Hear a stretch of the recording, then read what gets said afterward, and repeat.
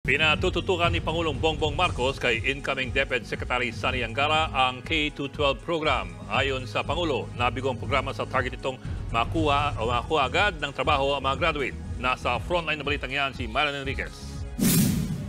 Taong 2012 nang simulang ipatupad ang K-12 program. Nagdagdag ng 2 taon ng senior high school para maihandang mga estudyante at mas madaling makakuha ng trabaho pagka-graduate kahit hindi sila magkolehiyo.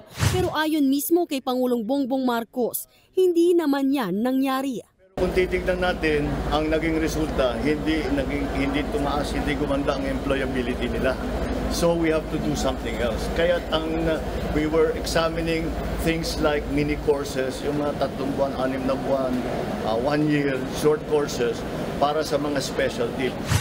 Sinabi yan ng Pangulo sa isang panayam sa Patikol, Sulu kaninang umaga. Inatasan din niya ang bagong talagang kalihim ng Department of Education na si Senator Sani Angara na tiyaking sasailalim sa retraining ang mga guro lalo na sa paggamit ng teknolohiya.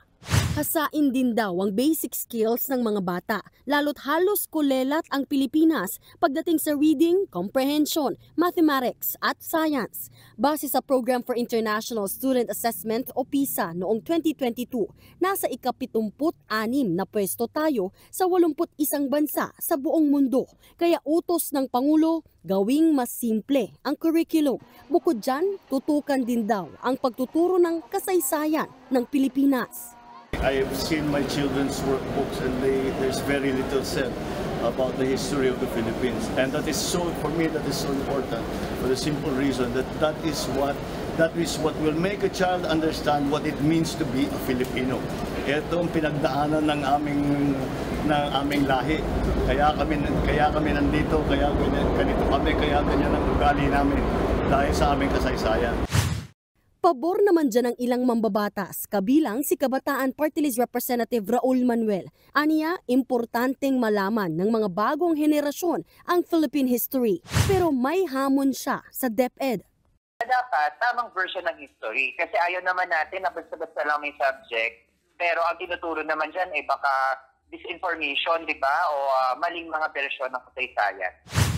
Pabor din dito ang Teachers Dignity Coalition, pero may pangamba rin ang grupo. Gusto natin tiyakin na hindi naman magagamit nito itong education sector para doon sa kinatatakutan din naman ng ating mga historians, ng mga academics na historical revisionism. Bukod sa pagtuturo ng Philippine history, mahigpit din bilin ni PBBM sa DepEd na alagaan ang mga guro. Dapat umanong mabigyan ang mga teacher ng tamang pasahod. Nagbabalita mula sa Frontline, Marian Enriquez, News 5. Mga kapatid, Ed Lingaw po, maging maalam at may pakialam sa mga napapanahong balita sa ating bansa. Para sa mas malalimang pagtalakay at paghimay sa mga issue at headlines, tumutok lamang at pag-subscribe sa social media pages ng News 5.